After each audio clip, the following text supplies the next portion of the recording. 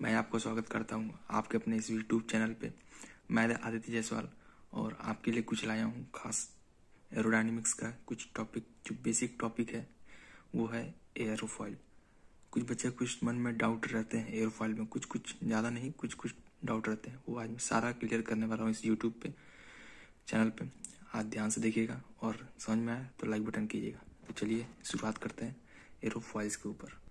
चलिए स्टार्ट करते हैं एरोफॉइल। तो एरोफॉइल स्टार्ट करने से पहले हम कुछ बात करेंगे, कुछ टर्म्स डिफाइन करेंगे। जैसा कि हमारा एक होता है, हमारा पहले शेप देखते हैं, एरोप्लेन का शेप देखते हैं। तो एरोप्लेन का शेप हमारा जो बेसिकली कुछ ऐसे होता है।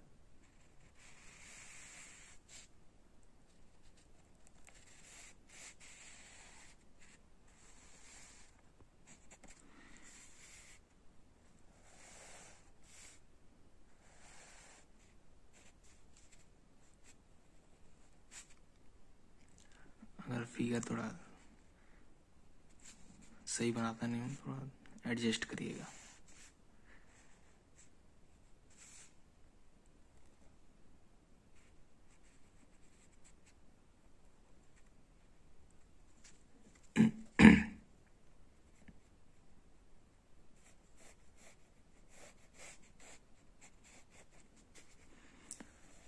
ये बेसिकली हमारा एक एरोप्लेन है, ठीक है, जिसमें पायलट, को पायलट और सारे पैसेंजर्स बस बैठते हैं। सारे पैसेंजर्स उन्हें कहते हैं हम फ्यूजलैग्स कहते हैं।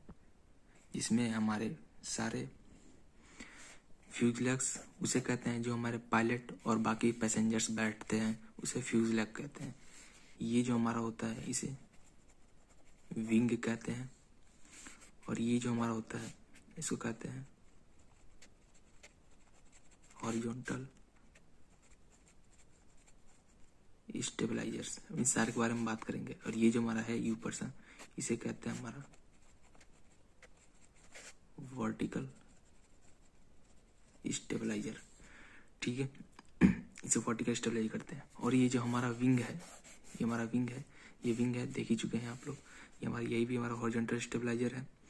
और आइए हम इस बात करते हैं कुछ और इसके टर्म्स के बारे में। इसे हम थोड़ा जूम कर लें।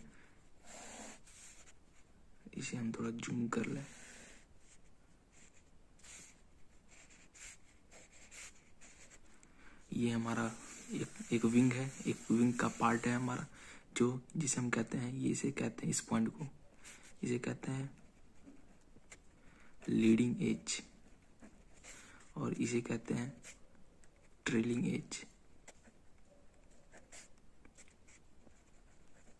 कहते हैं, या फिर इसको टिप और इसको टेल भी बोलते हैं।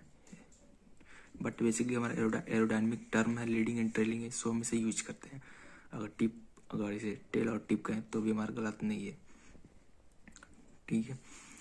और अगर हम इस पूरे विंग को, अगर इस विंग का, ये हमारा विंग का एक पार्ट है, अगर हम इस विंग के पार्ट को वर्टिकली हम काट दें, हम कोई भी एक विंग है, हम किसी भी चीज़ का एक इनफाइनाइटली कट कर सकते हैं। जैसे हम करते हैं ना, किसी भी एक ऑब्जेक्ट को हम एक इनफाइनाइटली काट सकते हैं, जिसको भी एटम्स कहते हैं ना, सबसे स्मॉलेस्ट पार्टिकल एटम्स होता है। जस्ट लाइक वैसे ही हम कोई भी हमारा ये विंग है, हम इसका एक इनफाइनाइटली वर्टिकली सेक्शन करते हैं। इसका अगर हम इसको साइड व्यू से देखें,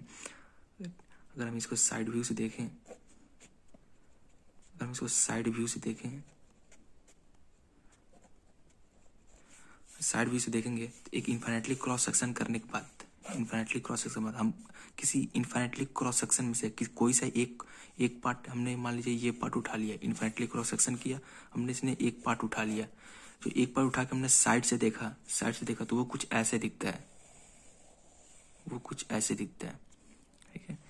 ये कुछ ऐसे दिखता है। ये हमारा जो इस इनफाइनाइट सेक्शन का जो एक पार्ट है, जो हमने जूम करके दिखाया यहाँ पे, इसे जो हम किसी एक पार्ट को कहते हैं एरोफॉइल। ये जो हमारा होता है एरोफॉइल होता है, इसे हम एरोफॉइल कहते हैं। हम आगे और डिस्कस करेंगे इस एरोफॉइल के बारे में। इसका डेफिनेशन देख लेते हैं पहले। इफ एनी विंग, मैंने आगे बताया, पिछले वीडियो लेक्चर में बताया आप लोगों को, फिर ही बता देता हूँ उसमें। If a wing when it cut infinitely section then we take one section. Infinitely काटे हैं, अगर किसी इसी एक सेक्शन को उठाकर हम उसको स्टडी करना चाहें, जो इस पे भी स्टडी करते हैं वन सेक्शन ऑफ विंग पे, उसे हम कहते हैं एयरफॉइल कहते हैं। ठीक है, हम उसे एयरोफॉइल करते हैं। इन्फाइनाइटली सेक्शन से किसी एक सेक्शन को उठाकर स्टडी करते हैं, हम उसे एयरोफॉइल कहते हैं। और हम किसी एक एयरोफॉइल पे स्टडी कर लिया, ऐसे हम इन सारे को अगर एक पे हमने निकाल लिया, तो हम ऐसे ही सारे को अगर इंटीग्रेट कर दे, तो हमारे विंग पे जो लगने वाला एरोडायनेमिक फोर्सेस हैं वो हमें पता चल जाएंगे। ठीक है, तो हम किसी एक पे स्टडी करते हैं, बाकी सारे पे ऐसे इंटीग्रेट कर देते हैं, तो हमारा पूरे विंग का क्रॉस सेक्शन पे पता चल जाता है एरोडायनेमिक फोर्सेस क्या क्या लग रहे हैं। ठीक है, तो आइए हम बात करते हैं। हमारा जो एरोफॉइल होता है ये बेसिकली दो तरीके का होता है। एक होता है सिमेट्रिक होता है, और एक होता है एसिमेट्रिक। सिमेट्रिक एरोफॉइल में क्या होता है, हमारा सिमेट्रिक एरोफॉइल में क्या होता है, बेसिकली हमारा जो एरोफॉइल होता है कुछ ऐसे होता है। ऐसे का मतलब क्या है, ये इसे हम कहते हैं ना, बताया था इसमें ये लीडिंग एज होता है, ये ट्रेलिंग एज होता है। तो वैसे ही इसमें देखेंगे, ये सबसे आगे वाला पार्ट होता है, ये हमारा लीडिंग एज होता है, और ये वाला पार्ट जो होता है ये हमारा ट्रेलिंग एज होता है। अगर हम इन दोनों पॉइंट को एक हॉरिजॉन्टल लाइन से ज्वाइन कर दे ऐसे स्ट्रेट में, इसे जो हम कहते हैं इस लाइन को जो कहते हैं, ये जो हमारा लाइन बनता है लीडिंग एज से ट्रेलिंग एज से ज्वाइन होकर, इसे हम कहते हैं कॉर्ड, या फिर इसको सी से डिनोट करते हैं। ठीक है, ये हमारा कॉर्ड। इस सिमेट्रिक किसे कहते हैं, अगर हमारे कॉर्ड के ऊपर ये एक सरफेस दिख रहा है ना, कॉर्ड के ऊपर एक सरफेस दिख रहा है, ये इस कॉर्ड के नीचे एक नीचे सरफेस दिख रहा है। अगर ये हमारा ऊपर वाला सरफेस और ये नीचे वाला सरफेस दोनों का एरिया इक्वल है, अगर हम इस कॉर्ड के ऊपर ये जो हमारा एरिया है ये वाला सिर्फ हम इसका एरिया A1 ले लें, इस कॉर्ड के नीचे वाला जो एरिया है हम इसको A2 ले लें, तो हमारा सिमेट्रिक एरोफॉइल वो कहलाएगा जो एरिया A1 जो है वो A2 के बराबर हो। ये हमारा सिमेट्रिक एरोफॉइल होता है बेसिकली। एसिमेट्रिक एरोफॉइल में क्या होता है, अगर यही हमारा मान लीजिए कॉर्ड लाइन है, ये हमारा कॉर्ड लाइन है, इसको कॉर्ड लाइन है, हमारा कॉर्ड लाइन है, बेसिकली हमारा जो एरोफॉइल है ये कुछ ऐसा हो। ठीक है, ये हमारा कुछ ऐसा हो। ठीक है, अभी भी लीडिंग एज यही है, ट्रेलिंग एज यही है। ठीक है, हमारा कॉर्ड यही है, बट देखिए ऊपर का जो एरिया है वो नीचे का एरिया है हमारा, ये हमारा ऊपर का एरिया A1 है, नीचे का एरिया A2 है। बट देखिए हमारा ऊपर का जो एरिया नीचे का एरिया अलग अलग है। तो एसिमेट्रिक एरोफॉइल में क्या होता है, हमारा जो एरिया होता है A1 इक्वल टू A2 वो बराबर नहीं होता। ठीक है, हमारा एरिया बराबर नहीं होता, ये हमारा एसिमेट्रिक एरोफॉइल है। और एक इनिशियली बात कहा जाता है जो सिमेट्रिक एरोफॉइल में जो हमारा लिफ्ट होता है, लिफ्ट वो जीरो होता है। वो जीरो क्यों होता है, क्योंकि हमारा सिमेट्रिक है। जब हमारा जैसे सिमेट्रिक एरोफॉइल है, यहाँ से जब हमारा एयर आएगी वो जितना इसमें डाइवर्जन, जो अपर सरफेस में जितना डाइवर्जन करेगी वो सेम नीचे में उतना ही डाइवर्जन करेगी। सो डाइवर्जन सेम होने की वजह से प्रेशर ऊपर भी प्रेशर और नीचे प्रेशर भी दोनों सेम लगेगा। जब ऊपर नीचे प्रेशर सेम लगेगा तो हमारा जो फोर्स होता है प्रेशर इंटू एरिया, प्रेशर दोनों में सेम लगेगा। एरिया भी सेम है, हमारा area A1 equal to A2 है, एरिया भी सेम है। अगर दोनों सिर्फ एरिया में अगर हमारा प्रेशर भी सेम लगेगा तो हमारा फोर्स भी सेम होगा। अगर दोनों ऊपर नीचे तो फोर्स भी सेम होगा, तो हमारा लिफ्ट भी वही, हमारा लिफ्ट क्या होगा, जीरो होगा। वही एसिमेट्रिक एरोफॉइल में क्या होता है, हमारा एरिया अलग अलग होता है। एरिया अलग होने वजह से एसिमेट्रिक एरोफॉइल में हमारा जो लिफ्ट होता है वो कुछ पहले से ही जनरेट होता है, वहाँ पर कुछ पहले से जनरेट होता है। ठीक है, ये हमारा जो एरोफॉइल है, हमारी रिलेटिव विंड है, वो पहले में कुछ ऐसे जाएगा तो दूसरे में कुछ ऐसे हो जाएगा, कुछ कम बेंड करेगा, कम डाइवर्जन होगा। इसे कहते हैं एसिमेट्रिक एरोफॉइल। ठीक है, फिर आइए हम ऊपर देखते हैं कुछ टर्म्स जो हमने यहाँ पे डिफाइन किए थे। ये जो हमारा होता है वो हॉरिजॉन्टल स्टेबलाइजर होता है। हॉरिजॉन्टल स्टेबलाइजर हमारा जो होता है हॉरिजॉन्टल स्टेबलाइजर, ये बेसिकली हमारा जो हॉरिजॉन्टल स्टेबलाइजर होता है ये हमारा स्टेबलाइज करता है एयरक्राफ्ट को। जब हमारा एयरक्राफ्ट ऊपर या नीचे जाती है, मान लीजिए हमारा ये एयरक्राफ्ट है, ये हमारा सिंपली एयरक्राफ्ट है। हॉरिजॉन्टल स्टेबलाइजर, ये हॉरिजॉन्टल स्टेबलाइजर है, ये हमारा एयरक्राफ्ट है। जब हॉरिजॉन्टल स्टेबलाइजर होता है जब हमारा एयरक्राफ्ट ऊपर या नीचे जाती है तो ये हॉरिजॉन्टल स्टेबलाइजर इसको स्टेबलाइज करता है। वो ऊपर नीचे जब जाता है तो उस समय हमारा हॉरिजॉन्टल स्टेबलाइजर उसको स्टेबलाइज करता है ताकि एक proper maintain angle of attack पे वो ऊपर या फिर नीचे हो। वो हॉरिजॉन्टल स्टेबलाइजर इसको स्टेबलाइज करता है जब हमारा एयरक्राफ्ट ऊपर हो या फिर नीचे जाए। सेम वही तरह वर्टिकल स्टेबलाइजर जो होता है, वर्टिकल स्टेबलाइजर अगर हमारा एयरक्राफ्ट लेफ्ट या फिर राइट हो तो हमारा वर्टिकल स्टेबलाइजर जो वो स्टेबलाइज करता है ताकि एक प्रॉपर अमाउंट में, प्रॉपर एंगल में हमारा एयरक्राफ्ट जो है वो राइट या फिर लेफ्ट जाए। ठीक है, हमारा वर्टिकल स्टेबलाइजर स्टेबलाइज करता है।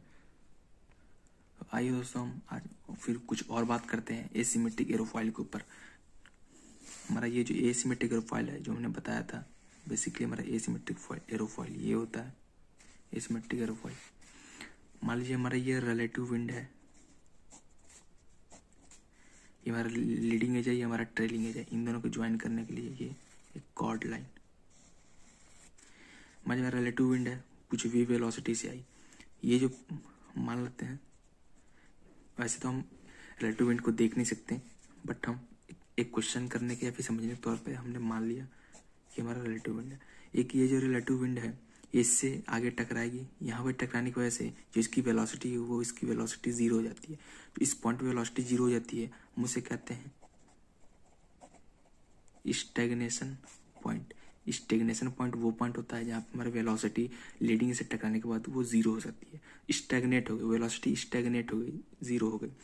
अब ये बात करते हैं ये हमारा विंड है, ये ऐसे आएगी तो इस एरोफॉइल पे टकराने के बाद ये कुछ हमारा ऐसे डाइवर्ज कर जाएगी, ऐसे सेम नीचे ऐसे जाने के बाद ये हमारा कुछ एरोफॉइल ऐसे डाइवर्ज कर जाएगी। याद रखिएगा, या एक पॉइंट याद रखिएगा, नेवर टू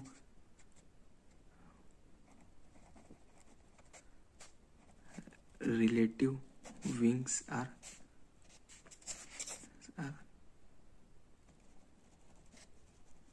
इंटरसेक्टिंग। ठीक है, हमारा कोई भी दो रिलेटिव विंग है वो कभी भी आपस में इंटरसेक्ट नहीं करती। जैसे हमारा इलेक्ट्रिक फील्ड होता है उसकी रेज हमेशा इंटरसेक्ट नहीं करती, सेम वैसे ही इसमें भी केस है, हमारा कोई भी इलेक्ट्रिक विंग जो हमारा इंटरसेक्ट नहीं करती। तो यहाँ पे डाइवर्जन होने के बाद जब यहाँ पे डाइवर्जन जब होता है हमारा रिलेटिव विंग का, जब एरोफॉइल पे हमारा डाइवर्जन होता है तो कुछ प्रेशर कम या प्रेशर या ज़्यादा प्रेशर क्रिएट होता है। जब हमारा रिलेटिव विंड है जब यहाँ पे जो बनाती है, यहाँ पे जो एरिया है ये एरिया, और यहाँ पे जाने के बाद ये एरिया, इस एरिया में क्या होता है ऐसा एक्सपेरिमेंटली देखा गया, यहाँ पे जो है वेलोसिटी ज़्यादा होती है और प्रेशर जो देखा गया वो कम हो गया। मान लेते हैं यहाँ पे प्रेशर P1 है, यहाँ पे वेलोसिटी है V। ठीक है, और नीचे मारने के बाद इसमें भी डाइवर्जन हुआ, बट यहाँ पे देखा गया इसका एरिया, इसका भी एरिया A1 मान लेते हैं। इसका यहाँ पे एरिया, इस एरिया में क्या होता है वेलोसिटी भी बढ़ता है और प्रेशर P2 जो है वो भी डिक्रीज होता है और एरिया A2।